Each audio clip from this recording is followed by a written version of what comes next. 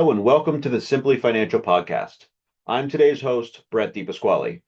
Chris Calandra has asked me to review some important key topics in more detail recently discussed in his mid-year economic update. In this series, we will be discussing prevalent issues in today's economic world. They aim to be short, informative, and valuable in order to solicit confidence within your financial portfolio and keep you up to date with current events. Most topics come directly from our clients and are hot issues on their mind. With that being said, today's episode is about interest rates. We're now halfway through 2025, and interest rates have been front and center in every financial headline. So what's going on with them? Why do they matter? And what could come next?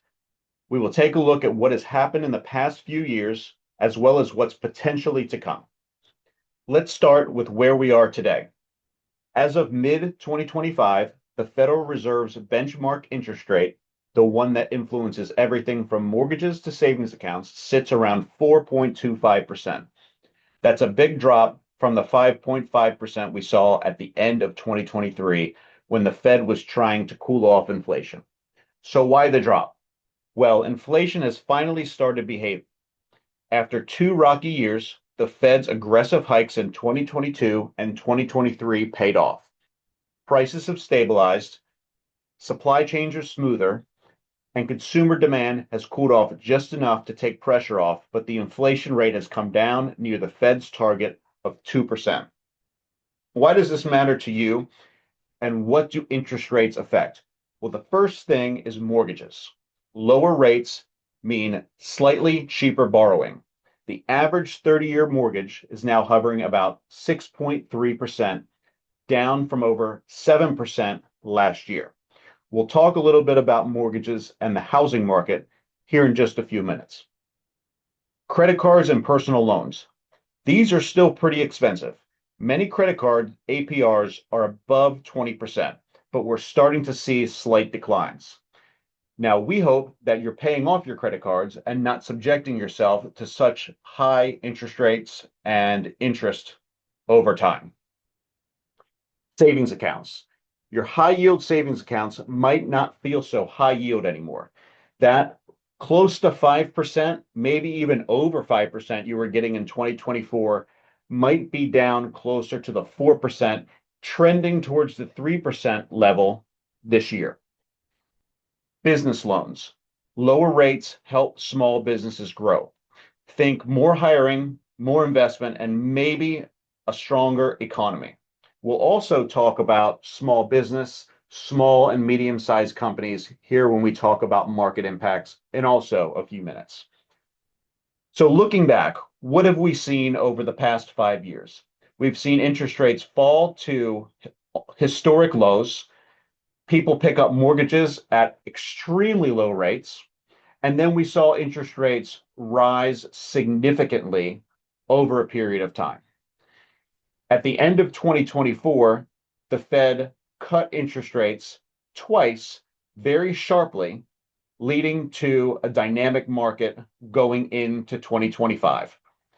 The stock market in 2023 and 2024 had both booming years. Coming into 2025, the overall outlook of the Federal Reserve was that interest rates would stay higher for longer, and that's been the case. Over the course of 2025, so far, interest rates had stayed stable, and the Fed has signaled that they plan to keep them that way. Upon calls where interest rates may be cut later this year, the overall belief is there could be 1 to 2 cuts between now and the end of 2025. Now, looking at market impacts and what would happen if we do get some rate cuts coming here in the future are a couple-fold. The first thing is mortgages and the housing market. As mortgages get less expensive, people's buying power goes up. They're able to re-enter the market to buy a house from renting, or also looking at refinancing their current interest rate that they've bought in the past couple years. This could lead to a refinancing boom, and it would also add cash flow to households. The second thing to look at is when we were talking about business loans, The small and medium-sized companies rely heavily on loans for buying power. They lend their money, and therefore they have to pay off these loans with higher interest rates. As the rate comes down, this should create a boom for small and medium-sized companies due to the fact that they're not paying as much interest on their debt. The third and final thing we can look at is savings accounts. We talked a little bit about high yield savings and how interest rates are coming down. A lot of people have gone to these high yield savings accounts over the past few years for safety and liquidity while still earning a pretty good interest rate, anywhere from 4 to 5%. Now that interest rate's coming down, people might seek more return going back into the market, which could also lead to a rejuvenation or a continued success in the stock market.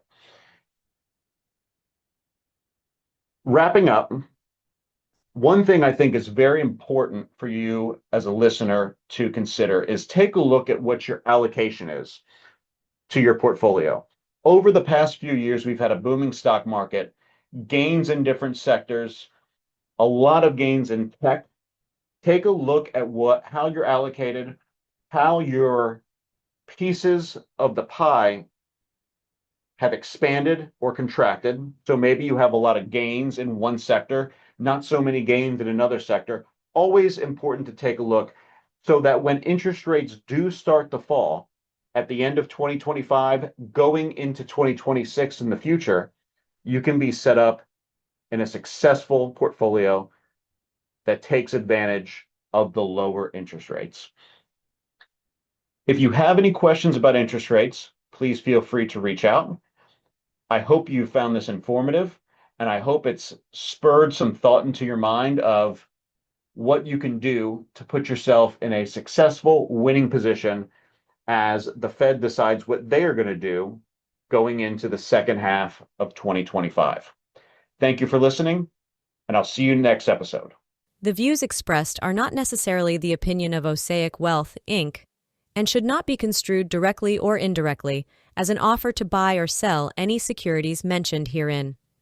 Investing is subject to risks, including loss of principal invested. Past performance is not a guarantee of future results. No strategy can assure a profit nor protect against loss. Please note that individual situations can vary. Therefore, the information should be relied upon when coordinated with individual professional advice. Please note, the information being provided is strictly as a courtesy. When you link to any of the websites provided here, you are leaving this website. We make no representation as to the completeness or accuracy of information provided at these websites. Nor is the company liable for any direct or indirect technical or system issues or any consequences arising out of your access to or your use of third-party technologies, websites, information, and programs made available through this website. When you access one of these websites, you are leaving our website and assume total responsibility and risk for your use of the websites you are linking to. Securities and advisory services are offered through Osaic Wealth, Inc., member FINRA, SIPC. Insurance services offered through Elliott Wealth Management Services, LLC, not affiliated with Osaic Wealth, Inc.